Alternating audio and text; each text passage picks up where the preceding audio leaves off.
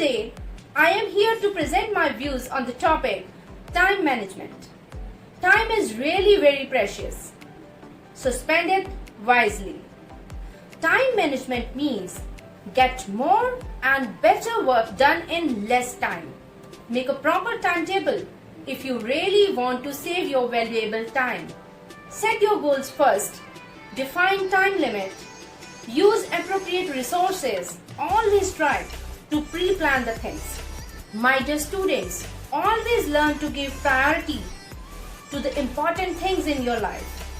At the moment, what is the most important thing for you to do? I think it should be studies. There are various benefits of time management. It makes you more confident, more efficient. It makes you a responsible person. It develops responsibility in you. Effective learning and doing the work on time. These are some of the important benefits of time management. Concentration, dedication, and enthusiasm. These are the key to success.